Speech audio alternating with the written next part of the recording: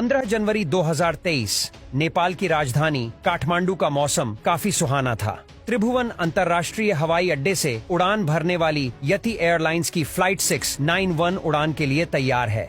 Flight की first officer Anju खातीवाड़ा के लिए भी ये एक काफी खास दिन है, क्योंकि फर्स्ट ऑफिसर के तौर पर इनकी ये आखिरी उड़ान थी, जिसके बाद ये कैप्टन बन जाएगी। पेशे से नर्स रह चुकी अंजू के पति भी एक पायलट थे, जिनकी साल 2006 में दर्दनाक फ्लाइट हादसे में मौत हुई थी। इसी वजह से अंजू ने पायलट बनने का डिसीजन लिया था। इस फ्लाइट को त्रिभुवन एयरपोर्ट से पोखरा इंटरनेशनल एयरपोर्ट जाना था, जिसे 1 जनवरी 2023 के दिन लॉन्च किया गया था।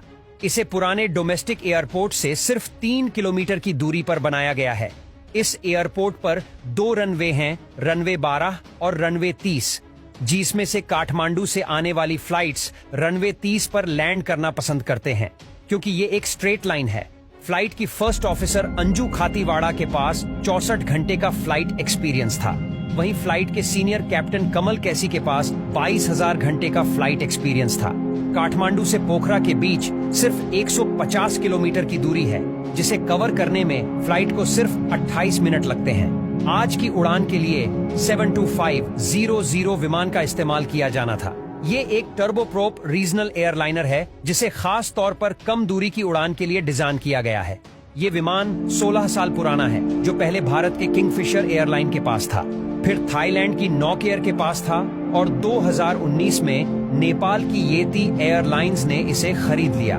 फ्लाइट को पैसेंजर्स के लिए तैयार करके फ्लाइट अटेंडेंट एक टिकटॉक वीडियो भी बनाती है, जिसके बाद धीरे धीरे करके 68 पैसेंजर्स फ्लाइट में सवार हो जाते हैं, जिनमें से 4 भारतीय पर्यटकों का एक ग्रुप भी था, जो कि अपनी इस इंटरनेशनल जर्नी को सोशल मीडिया पर लाइव स्ट्रीम कर रहा था।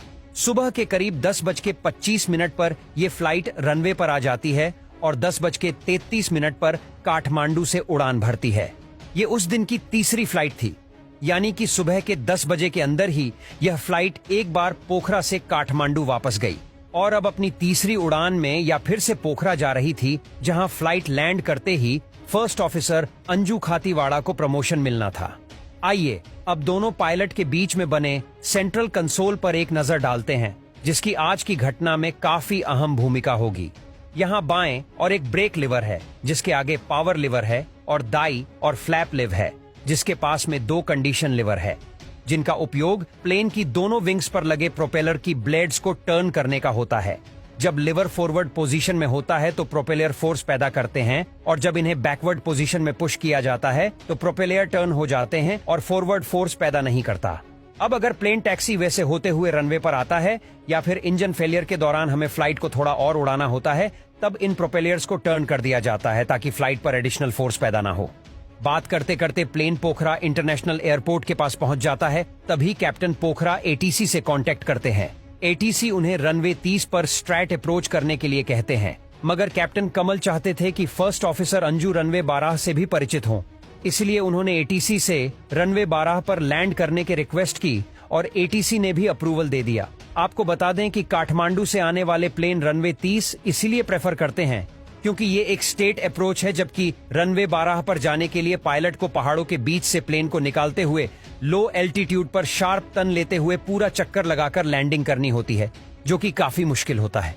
लेकिन कैप्टन कमल को उड़ान का काफी अनुभव था, इसीलिए एटीसी को लगा कि इसमें कोई दिक्कत की बात नहीं है और फ्लाइट 691 एयरपोर्ट से 5 मील की दूरी पर पहुंच चुकी है। First officer Anju power liver को इंजन ITL में लेकर आती है। प्लेन धीरे धीरे नीचे उतरना शुरू करता है।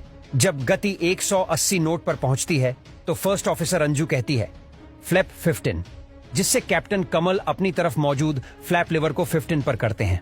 170 नोट स्पीड पर कैप्टन कमल व्हील्स को नीचे करते हैं। 10:56 पर को पायलट अंजू करीब 700 फीट की ऊंचाई पर ऑटो पायलट मोड को डिसेबल करती है। पैसेंजर कैबिन में लैंडिंग को एंजॉय करते हुए लोग खिड़की से खूबसूरत शादियों को देख रहे थे। कुछ ही सेकंड के बाद हवाई जहाज की रफ्तार 150 नोट्स पहुंचती है और को पायलट अंजू कहती है फ्लैप 30। इस वक्त कैप्टन कमल पर काफी प्रेशर था, क्योंकि वो नया रूट एक्सपीरियंस करने के साथ फर्स्ट ऑफिसर अंजू को ट्रेन भी कर रहे थे। उन्होंने अंजू से कहा फ्लैप 30 और हम लैंडिंग कर रहे हैं, मगर यहां गलती से उन्होंने फ्लैप लिवर की जगह कंडीशन लिवर को पुश कर दिया। और जैसा कि हमने आपको पहले ही बताया है कि कंडीशन लिवर को बैकवर्ड पुश करने से प्रोपेलर्स मुड़ जाते हैं और फॉरवर्ड फोर्स यानी आगे की गति उत्पन्न नहीं करते। यानी कोई भी प्रोपेलर ऑफ फोर्स जनरेट नहीं कर रहा था, लेकिन दोनों पायलट इस मिस्टेक से अनजान थे। कुछ ही सेकंड्स में प्लेन के कॉकपिट में मास्टर कोशन अलार्म बजने लगा, क्योंकि प्रोपेलर्स की रॉन्ग पोजीशन की वजह से इंजन का पावर 25% से 0% हो गया।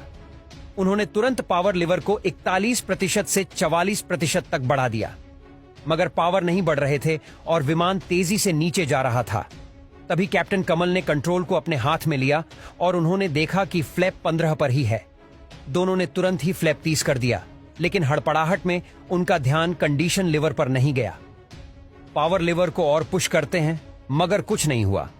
रनवे अब सिर्फ 1 मिनट की दूरी पर था। इंजन में पहले से ही पावर नहीं था और फ्लैप 30 करने से प्लेन का डाउनवर्ड ट्रैक और ज्यादा बढ़ गया। कुछ सेकंड्स के बाद प्लेन के लेफ्ट विंग के प्रोपेलर ने पावर जनरेट करना बंद कर दिया, लेकिन राइट विंग अब भी लिफ्ट उत्पन्न कर रहा था, जिसे रोटेटिंग फोर्स पैदा हुई और फ्लाइट 691 अचानक से लेफ्ट की तरफ मुड़ गया। अब पायलट कुछ नहीं कर सकते थे और 10:57 और 32 सेकंड पर यह फ्लाइट क्रैश होकर जमीन से टकरा गई। यह इंपैक्ट इतना ज्यादा था कि बड़ा धमाका हुआ और प्लेन आंख के गोले में तब्दील हो गया। इस हादसे में first officer Anju Khatiwada, senior captain Kamal, कैसी 2 क्रू मेंबर्स और 68 पैसेंजर समेत कुल 72 लोगों की जान चली गई।